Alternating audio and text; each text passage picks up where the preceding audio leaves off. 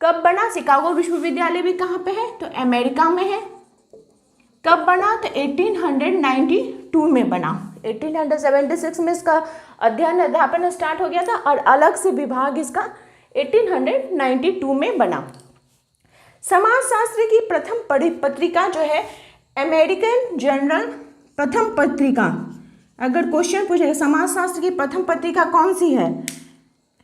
American journal of sociology. क्या नाम है?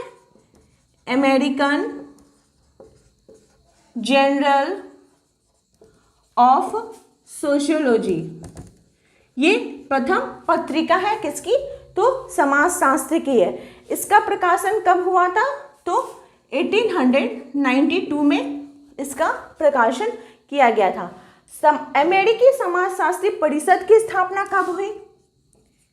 अमेरिकी समाजशास्त्री परिषद की स्थापना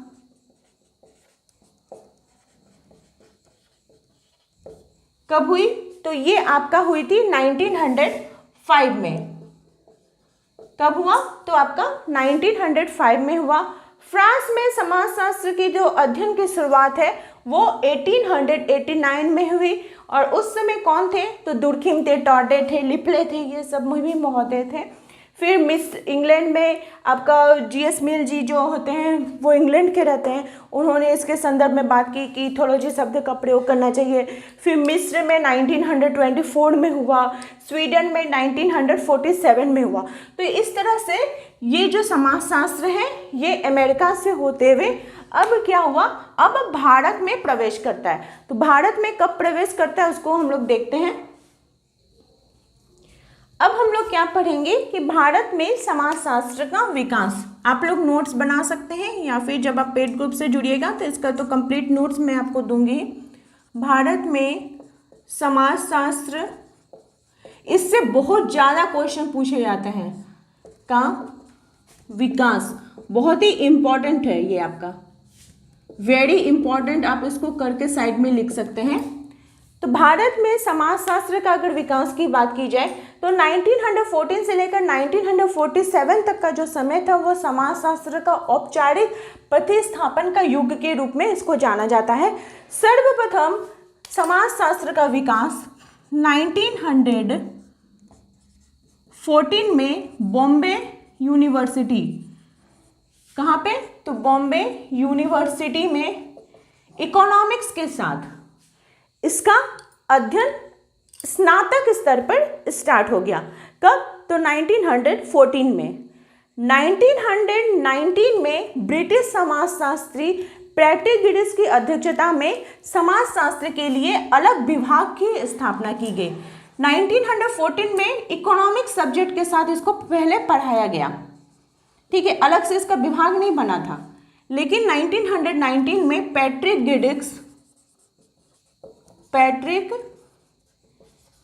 गिडिस की अध्यक्षता में एक अलग समाजशास्त्र के विभाग बना।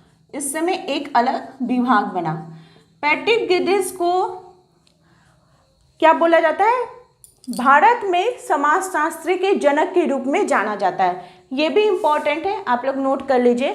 भारत में समाजशास्त्र के जनक कौन है अगर पूछेगा तो वो कौन हो जाएंगे? पैट्रिक गिडिस। भारत में समाजशास्त्र के जनक।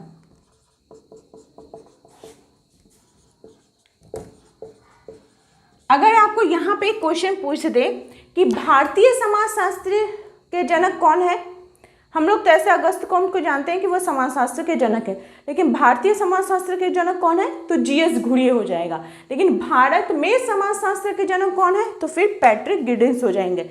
ये चीज़ का याद रखिएगा। 1919 में बॉम्बे विश्वविद्यालय में एक अलग विभाग की स्थापना की गई। उसके बाद 1917 में कलकत्ता विश्वविद्यालय में, कहाँ पे? 1919 में वहाँ पे किया गया था। 1919 में कलकत्ता विश्वविद्यालय में, कलकत्ता जो यूनिवर्सिटी था वहाँ पे प्रोफेसर बृजेंद्र नाथ शील के प्रयत्न से अर्थशास्त्र के साथ समाजशास्त्र का अध्ययन स्टार्ट कर दिया गया।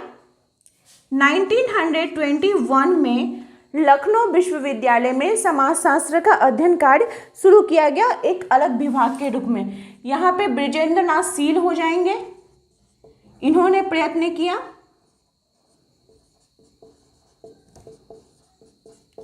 और 1921 में लखनऊ विश्वविद्यालय में,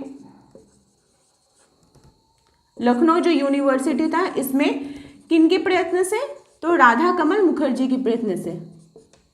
किनके प्रयत्न से, तो डॉक्टर राधा कमल मुखर्जी के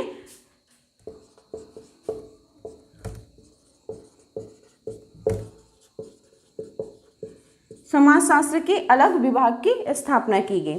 फिर 1923 में मैसूर और आंध्र प्रदेश में, 1923 में मैसूर और आंध्र प्रदेश में, 1924 में जीएस घुरियर जो भारतीय समाजशास्त्र के जनक थे वो प्रथम भारतीय आचार्य बनते हैं, ठीक है, जो कि पैट्रिक गिडिक्स के शिष्य थे।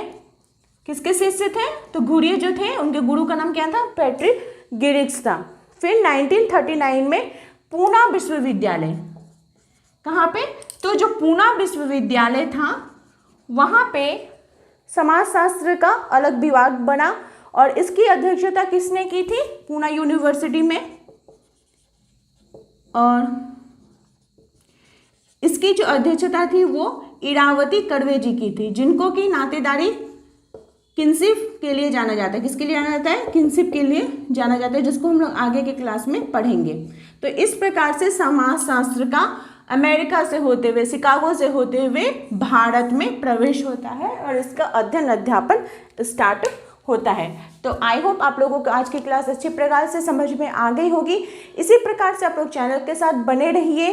नेक्स्ट क्लास में हम लोग समाजशास्त्र के विभिन्न परिभाषाओं को देखेंगे और अगर आप मेरे चैनल पर नए हो तो प्लीज़ मेरे चैनल को सब्सक्राइब कर लीजिए। क्लास आपको कैसे लगी जरूर कमेंट करके बताइए। मेरे चैनल में बने रहने के लिए आप सभी का धन्यवाद।